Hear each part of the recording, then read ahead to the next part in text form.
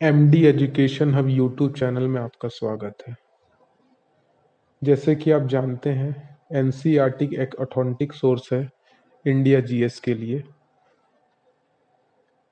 Class 11 की text book knowledge tradition and practices of India part 1 chapter 2 Indian philosophical system से CGPSC pre 2023 में 3 question आए थे। वो 3 क्वेश्चन थे, पहला क्वेश्चन था नास्तिक स्कूल ऑफ थॉट से रिलेटेड था, दूसरा क्वेश्चन जैना फिलोसफी और तीसरा क्वेश्चन बुद्धिस्ट फिलोसफी से था। तो इन टॉपिक्स को हम प्रीवियस वीडियोस में देख चुके हैं। अब आगे के जो टॉपिक जो इस वर्ष में आने की संभावना है उनको हम देखेंगे। तो आज का टॉपिक हम आस्तिक फिलोसफिकल सिस्टम के बारे में थोड़ी जनरल जानकारी लेंगे और सांख्य फिलोसफी को डिटेल में पढ़ेंगे। तो शुरू करते हैं आस्तिक फिलोसफिकल सिस्टम से। The Sanskrit word shad darshan refers to the sixth system of Indian philosophy. Sanskrit शब्द षड दर्शन भारतीय दर्शन की 6 प्रणालियों को संदर्भित करता है। दे आर वे हैं सांख्य, योग, पूर्व मीमांसा, उत्तर मीमांसा अर्थात वेदांत, न्याय, वैशेषिक। These are astika darshan believe in the authority of Vedas. ये आस्तिक दर्शन वेदों की प्रामाणिकता में विश्वास करते हैं। Due to the mutual complementarity with each other, the 6 systems constitute the 3 pairs. एक दूसरे के प्रति पारस्परिक पूरकता के कारण 6 प्रणालियां 3 युग्मों का गठन करती हैं। These pairs are ये जोड़े हैं सांख्य योग, पूर्व मीमांसा Uttar Mimamsa, Nyaya Vaisheshika. Samkhya and Yoga are complementary to each other in terms of theory and practice. सिद्धांत और व्यवहार की दृष्टि से सांख्य और योग एक दूसरे के पूरक हैं। पूर्व मीमांसा and Uttar Mimamsa are complementary to each other since the former is based on the ritualistic portion of Vedas that is Karma Kanda and the latter is based on the Upanishad, Gita and Brahma Sutra that is ज्ञान कांड। पूर्व मीमांसा और उत्तर मीमांसा एक दूसरे की पूरक है क्योंकि पूर्व मीमांसा वेदों के कर्मकांडीय भाग अर्थात कर्म कांड पर आधारित है और उत्तर मीमांसा उपनिषदों, गीता और ब्रह्म सूत्र अर्थात ज्ञान कांड पर आधारित है। Similarly Nyaya and Vaisheshika are complementary to each other since the former is rich in epistemology and the later is rich in metaphysics. इसी प्रकार न्याय और वैशेषिक एक दूसरे के पूरक हैं क्योंकि न्याय ज्ञान मीमांसा में समृद्ध है और वैशेषिक तत्व मीमांसा में समृद्ध है। All of these systems have been brought to the fore by a seer, often called सूत्रकार, that is the composer of aphorisms. seer बोले तो संत। इन सभी प्रणालियों को एक दृष्टा द्वारा सामने लाया गया है जिन्हें अक्सर सूत्रकार कहा जाता है अर्थात सूक्तियों का रचयिता। The seers and their works are as follow. दृष्टा और उनके कार्य इस प्रकार हैं। तो दार्शनिक प्रणाली और उनसे रिलेटेड जो संत है और उनके द्वारा जो किए गए काम है वो हम देखते हैं। सांख्य से रिलेटेड है कपिला और उनका वर्क है सांख्य सूत्र। योग से रिलेटेड है पतंजलि और उनका वर्क है योग सूत्र। पूर्व मीमांसा से रिलेटेड है जैमिनी और उनका वर्क है मीमांसा सूत्र। उत्तर मीमांसा अर्थात वेदांत से रिलेटेड है बादरायण दैट इज वेद व्यास और उनका वर्क है वेदांत सूत्र अर्थात ब्रह्म सूत्र। न्याय से रिलेटेड है गौतम और उनका वर्क है न्याय सूत्र। वैशेषिक से रिलेटेड है कणाद और उनका वर्क है वैशेषिक सूत्र। अब हम सांख्य फिलोसफी को डिटेल में पढ़ेंगे। महर्षि Kapil is unanimously regarded as the founder of Sankhya system. महर्षि कपिल को सर्वसम्मति से सांख्य प्रणाली का संस्थापक माना जाता है। He is traditionally believed to be the composer of sutras of Sankhya based upon which the system was built up।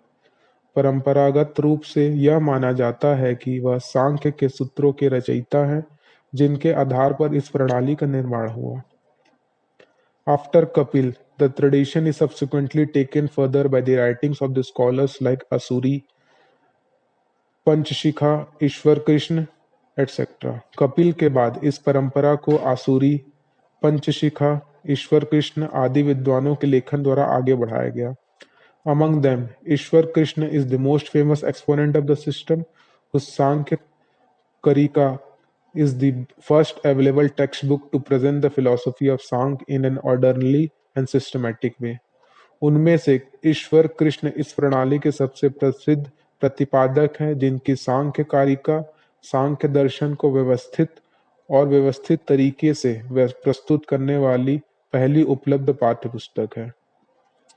It is important to mention that though the tradition attributes Kapil to be the founder of the philosophy, seeds of Sankhya thoughts are found in the scriptural and other literature of the prehistorical era. यह उल्लेख करना महत्वपूर्ण है कि यद्यपि परंपरा कपिल को इस दर्शन का संस्थापक मानती है, तथापि सांख्य विचारों के बीज पूर्व दार्शनिक युग के धर्म ग्रंथों और अन्य साहित्य में पाए जाते हैं. One often comes across the innumerable references of Sankhya doctrine in the Upanishad and Mahabharata, which are written many centuries before the time when Kapil presented it as a full-length philosophical system.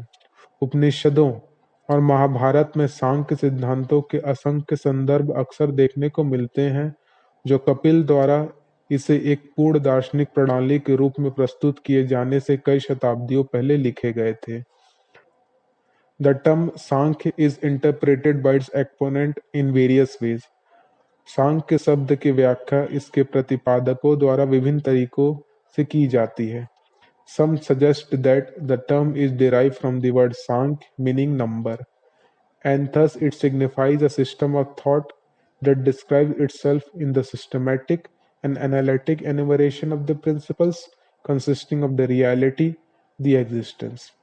Some scholars derive the term from the verbal root kya, that is to see, with the prefix sam, which denotes an idea of philosophical reflection, and ultimately it signifies a system of thought dedicated to the reflection on the distinctness of pure consciousness and the matter from each other. कुछ लोग सुझाव देते हैं कि यह शब्द सांख्य शब्द से लिया गया है, जिसका अर्थ है संख्या, और इस प्रकार यह एक विचार प्रणाली को दर्शाता है जो वास्तविकता अस्तित्व से युक्त सिद्धांतों की व्यवस्थित और विश्लेषणात्मक गणना में खुद को वर्णित करता है. Like all other systems, Sankhya also considers ignorance to be the fundamental cause of human bondage and sufferings, and it's only through the emergence of right knowledge that one can free oneself from them, and the right knowledge can be gained only by adopting the valid means of knowing. अन्य सभी प्रणालियों की तरह सांख्य भी अज्ञान को मानव बंधन और दुखों का मूल कारण मानता है, और केवल सही ज्ञान के उदय के माध्यम से ही व्यक्ति इनसे मुक्त हो सकता है, और सही ज्ञान केवल जानने के वैध साधनों को अपनाकर ही प्राप्त किया जा सकता है. According to Sankhya, there can be only three valid means, that is praman of acquiring the right condition, which are. सांख्य के अनुसार सही ज्ञान प्राप्त करने के लिए केवल तीन वैध साधन, that is प्रमाण हो सकते हैं. डायरेक्ट सेंस परसेप्शन, प्रत्यक्ष इंद्रिय बोध प्रत्यक्ष, इन्फरेंस अनुमान, वर्बल टेस्टिमनी मौखिक गवाही, आप्तवाकना. Sankhya does not accept upamana or analogy to be the valid source of knowledge. Samkhya उपमान या सादृश्य को ज्ञान का वैध स्रोत नहीं मानता. सांख्य एक्सेप्ट्स टू अल्टीमेट रियलिटीज. सांख्य दो परम वास्तविकताओं को स्वीकार करता है, अर्थात द प्रकृति और द इनसेंशिएंट नेचर, प्रकृति या अचेतन प्रकृति, द पुरुष और द सोल, पुरुष या आत्मा. These two are eternal according to Kapil. Kapil के अनुसार ये दोनों शाश्वत है, अर्थात सदा रहने वाले हैं. According to Sankhya system of philosophy, something can never be produced out of nothing. सांख्य दर्शन के अनुसार शून्य से कभी भी कुछ उत्पन्न नहीं किया जा सकता. One can see the influence of न्याय system on the Sankhya system when it comes to the process of creation.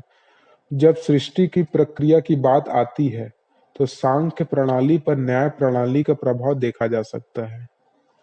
Pleasure, pain and indifference are derived by the three guna और द क्वालिटी. सुख, दुख और उदासीनता तीन गुणों से उत्पन्न होते हैं. सत्व which gives rise to happiness or pleasure, सत्व सुख या आनंद को जन्म देता है। रजस प्रोड्यूसेस पेन एंड सफरिंग, रजस दुख और पीड़ा उत्पन्न करता है। तीसरा है तमस, गिव्स राइज टू इनएक्टिविटी, तमस निष्क्रियता को जन्म देता है। The three qualities mentioned above reside in the prakriti, a state of perfect balance. ऊपर वर्णित तीन गुण प्रकृति में रहते हैं जो पूर्ण संतुलन की स्थिति में है। Samkhya says that the entire universe is born out of prakriti, Samkhya कहते हैं कि संपूर्ण ब्रह्मांड प्रकृति से उत्पन्न हुआ है। Purusha on the other hand is as innumerable as there are living beings. तो हम लोग प्रकृति के बारे में पढ़े थे, अब पुरुष के बारे में पढ़ रहे हैं। दूसरी ओर पुरुष भी उतने ही असंख्य हैं जितने जीव हैं।